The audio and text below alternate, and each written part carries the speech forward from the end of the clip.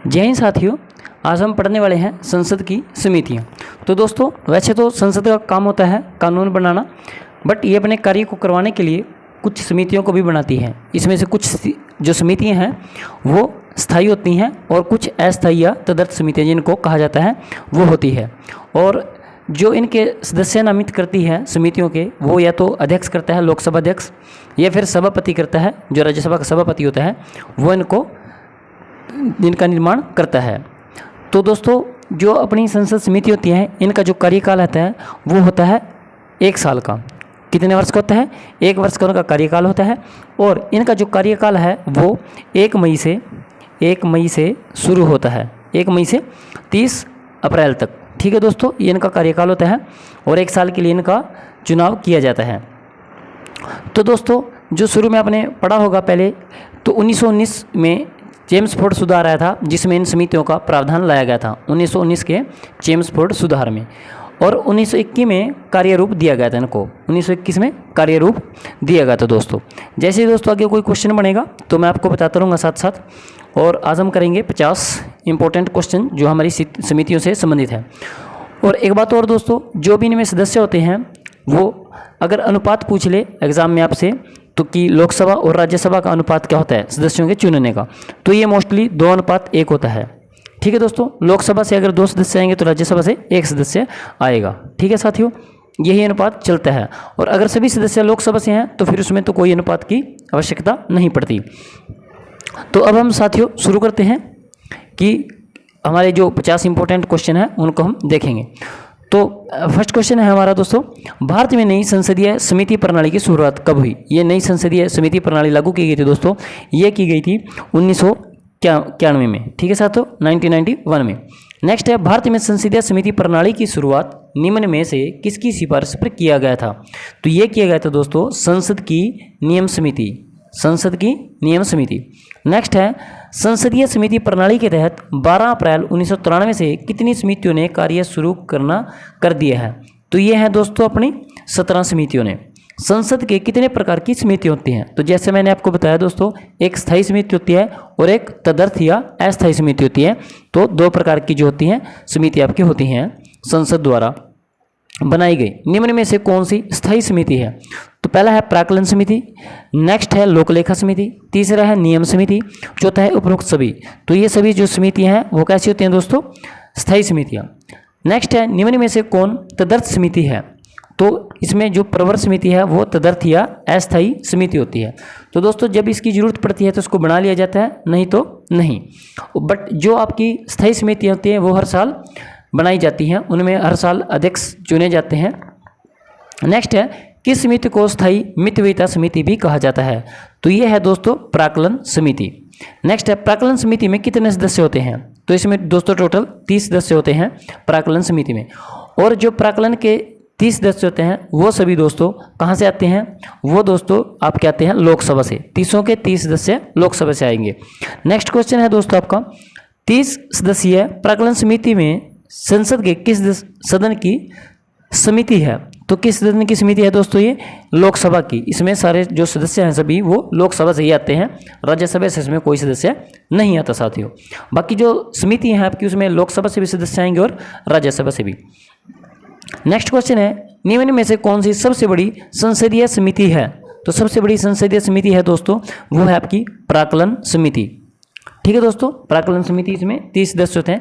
हालांकि जो आपकी अनुसूचित जाति जनजाति समिति होती है उसमें भी 30 सदस्य होते हैं, बट जो उसमें 30 सदस्य होते हैं अनुसूचित जाति और जनजाति में, उसमें 20 सदस्य आपके लोकसभा से आते हैं और 10 सदस्य आपके राज्यसभा से आते हैं। ठीक है दोस्तों, नेक्स्ट है, प्राक्कलन समिति का क्या अर्थ है? तो प्राक्कलन समिति का पहला ऑप्शन है आपका, पहला तो नहीं है, तो बी और सी जो आपका ऑप्शन है वो दोनों है। बी यानी कि देश की आर्थिक स्थिति पर संसद में आर्थिक सर्वेक्षण प्रस्तुत करना। नेक्स्ट है, संसद में प्राक्कलनों में प्रस्तुत करने के प्रारूप के विषय पर सिफारिश करना है।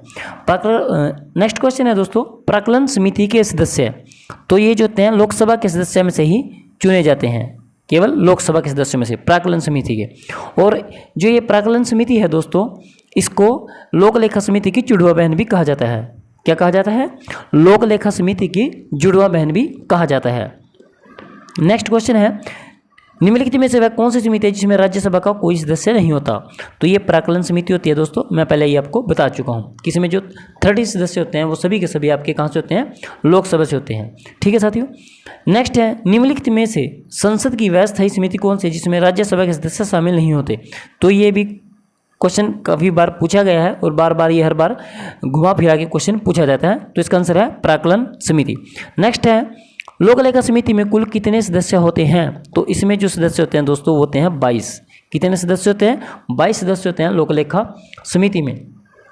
ठीक है दोस्तों, तो इसमें जो सदस्य होते हैं वो 15 + 7 होते हैं, यानी कि 15 लोकसभा से और 7 राज्यसभा से। ये आंकड़ा होता है दोस्तों 15 + 7 का। लोक लेखा समिति में लोकसभा एवं राज्यसभा से सदस्य कितने नामित होते हैं? तो ये होते हैं दोस्तों, मैंने हाल ही बताया आपको 15 और 7। 15 आपके लोकसभा से और 7 राज्यसभा से। लोक लेखा समिति के सदस्य, तो लोक लेखा समिति के जो सदस्य हैं वो संसद के दोनों सदनों से चुन कर आते हैं। ठीक है साथियों, नेक्स्ट क्वेश्चन है लोक लेखा समिति में कहता है 15 सदस्य लोकसभा से और 7 सदस्य राज्यसभा से चुन कर आते हैं।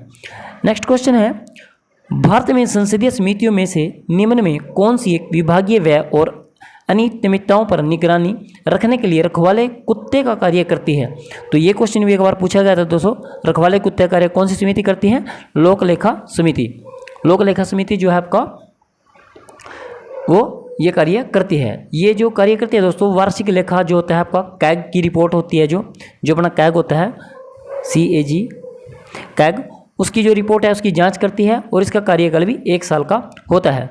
और एक बात और बता दूं दोस्तों आपको, जो ये लोक लेखा समिति होती है, लोक लेखा समिति में इसमें जो विपक्ष का नेता होता है, कौन सा दोस्तों? विपक्ष का नेता। विपक्ष का नेता ही इसका अध्यक्ष बनता है दोस्तों, ये बात भी आपने याद रखनी है। जो लोक लेखा समिति है इसमें जो अध्यक्ष होता है इसका वो भी हमेशा विपक्ष का नेता ही होता है। ठीक है साथियों, नेक्स्ट क्वेश्चन है अपना 20वां, सार्वजनिक लोक लेखा समिति में राज्यसभा कितने सदस्य आते हैं? तो ये बताया मैंने आपको 7 सदस्य से राज्यसभा से आएंगे और बाकी जो आपके 15 सदस्य हैं वो लोकसभा से आएंगे। नेक्स्ट क्वेश्चन है भारत के नियंत्रण एवं महालेखा परीक्षक द्वारा प्रस्तुत प्रतिवेदन के आधार पर कौन सी समिति कार्य करती है? तो ये बताया मैंने लोक लेखा समिति है दोस्तों। नेक्स्ट है परंपरा के अनुसार निम्न में से किस समिति के अध्यक्ष पद पर विरोधी दल के संसद सदस्य को नियुक्त किया जाता है? तो वेरी वेरी इंपॉर्टेंट क्वेश्चन है दोस्तों लोक लेखा समिति के। नेक्स्ट है किस संसदीय समिति को प्राक्कलन समिति की जुड़वा बहन भी कहा जाता है? क्या बोला दोस्तों ने? जुड़वा बहन। तो ये कौन सा है दोस्तों? अभी मैंने बताया था आपको लोक लेखा समिति, इसको जुड़वा बहन भी उसकी बोला जाता है। नेक्स्ट है निम्नलिखित में से वह प्राधिकारी कौन सा है जो भारत की समेकित नीति से राज्यों के राजस्व सहायता अनुदान पर लागू होने वाले सिद्धांतों की सिफारिश करता है? तो ये कौन सा है दोस्तों? लोक लेखा समिति। नेक्स्ट है संसद की कौन सी समिति नियंत्रण एवं महालेखा परीक्षक की रिपोर्ट यानी कि कैग प्रतिवेदनों की समीक्षा करती है? तो ये भी दोस्तों है आपकी लोक लेखा समिति। तो दोस्तों एक बात और, जो आपके क्वेश्चन बनते हैं एग्जाम में वो ज़्यादातर लोक लेखा समिति और प्राक्कलन समिति से ज़्यादा बनते हैं। नेक्स्ट है निम्नलिखित में से कौन सी विषयगत समिति है? तो पहली है कृषि समिति, नेक्स्ट है पर्यावरण एवं वन समिति, तीसरी है विज्ञान एवं प्रौद्योगिकी समिति, चौथा है उपरोक्त सभी। तो इसका आंसर हो जाएगा दोस्तों उपरोक्त सभी। कौन सी है? विषयगत समिति है। ठीक है दोस्तों, विषयगत समिति। निम्नलिखित में से किस समिति में लोकसभा के 15 और राज्यसभा के 7 सदस्य होते हैं? तो यह सरकारी उपक्रम समिति, इसमें भी सेम होते हैं 15 + 7। लोक लेखा समिति, इसमें भी 7 होते हैं। विज्ञान एवं प्रौद्योगिकी समिति, इसमें भी 15 + 7 होते हैं। इसका आंसर हो जाएगा उपरोक्त सभी, यानी कि इन तीनों में 22 सदस्य होते हैं और जिनका अनुपात रहता है लगभग 2:1।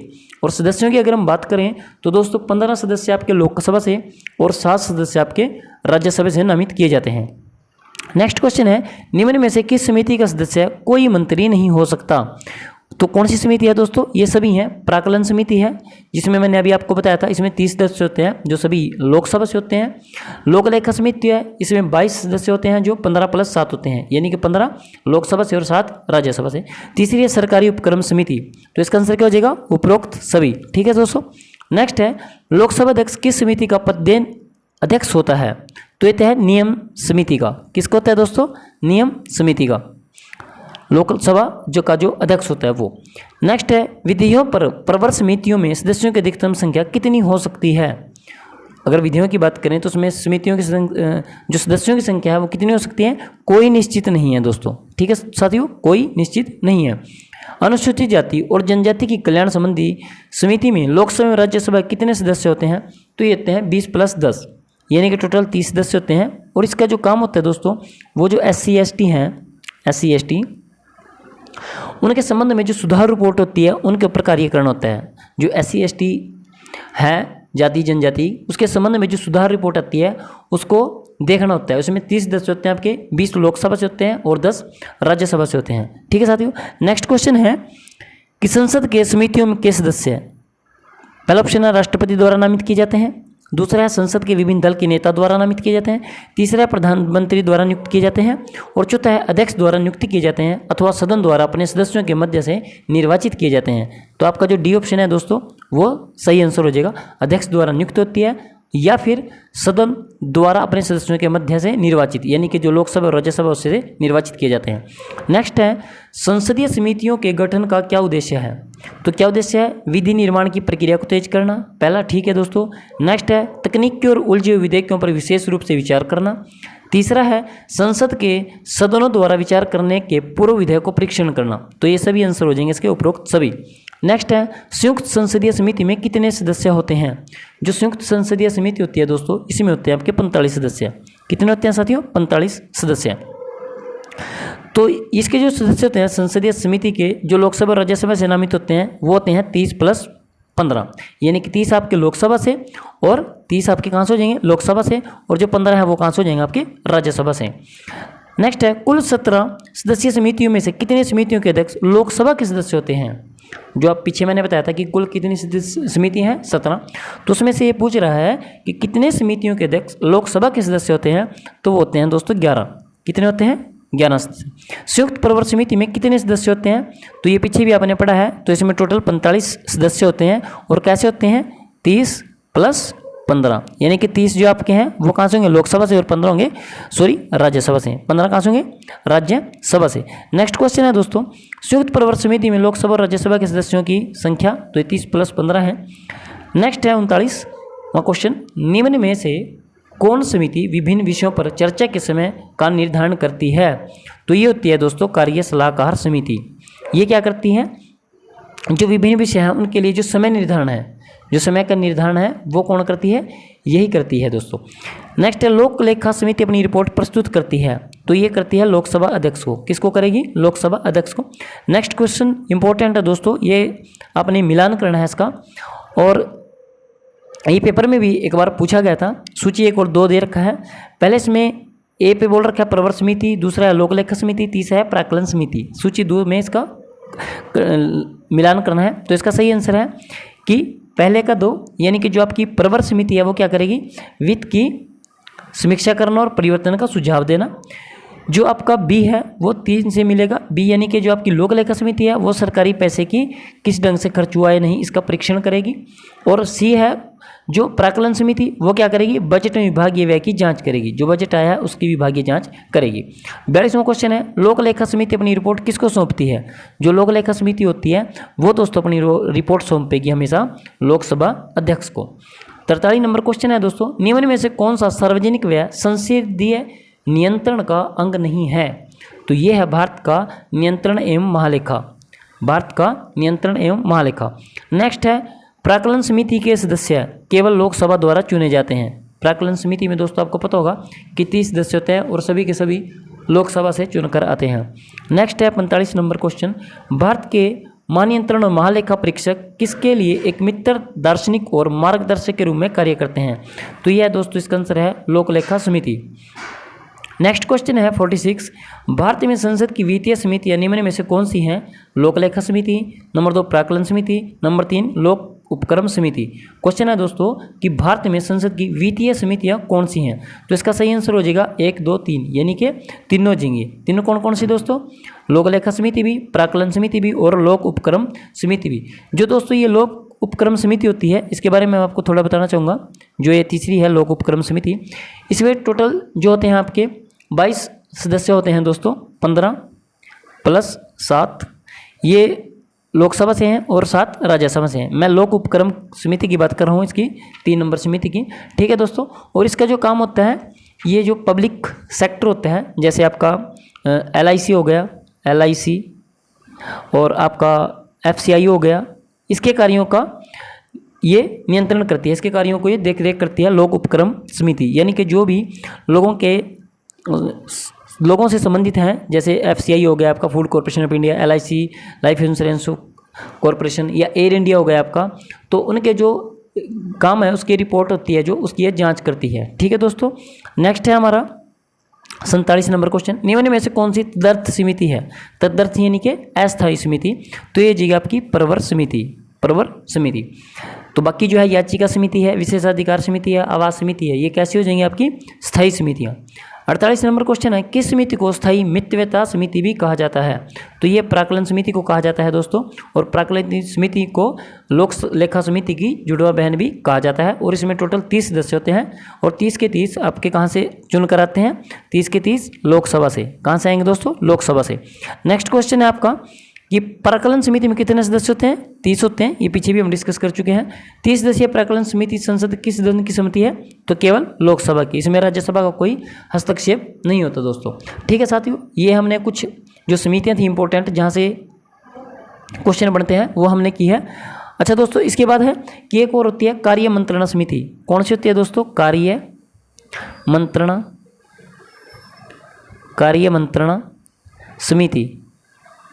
ये जो कार्य मंत्रणा समिति होती है दोस्तों, कार्य मंत्रणा समिति, तो इसमें टोटल एक बार क्वेश्चन बन रहा था इससे भी कि इसमें जो लोकसभा से सदस्य आते हैं वो होते हैं 15, और राज्यसभा से सदस्य आते हैं वो होते हैं 11।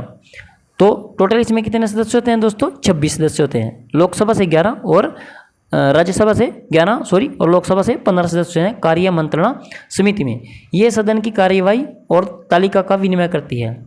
जो सदन है, संसद है, उसकी जो कार्यवाही और जो उसका टाइम है कि किस टाइम पे क्या काम करना है, कैसे कैसे काम करना है, समय का तालमेल बना के रखती है, और इसको बोलते हैं कार्य मंत्रणा समिति। ठीक है दोस्तों, और इसमें एक और है कार्य मंत्रणा समिति में, जो लोकसभा की है वो अलग कमेटी होती है इसमें, और जो राज्यसभा की होती है अलग कमेटी होती है। मींस इसकी जो लोकसभा की कमेटी है वो लोकसभा में ही काम करेगी, और जो राज्यसभा की कमेटी है वो केवल राज्यसभा में ही काम करेगी। लोकसभा से 15 सदस्य होते हैं, और जो आपके राज्यसभा से हैं वो कितने सदस्य होते हैं दोस्तों? इसमें वो 11 सदस्य होते हैं। ठीक है दोस्तों, तो ये हमारा टॉपिक था जो अपनी पार्लियामेंट्री कमेटीज़ हैं, संसद की समितियां हैं, उनके ऊपर ये मैंने इंपॉर्टेंट 50 क्वेश्चन लिए थे। आई होप ये आपको समझ में आए होंगे। अगर कोई बात समझ में नहीं आती तो आप कमेंट में मेरे से पूछ सकते हैं, और दोबारा इस वीडियो को देखें, और चैनल पर अगर नए हैं तो प्लीज़ चैनल को सब्सक्राइब करें, वीडियो को लाइक करें, और कमेंट करके ज़रूर बताएं कि वीडियो आपको कैसा लगा। ठीक है दोस्तों, थैंक यू दोस्तों, जय हिंद।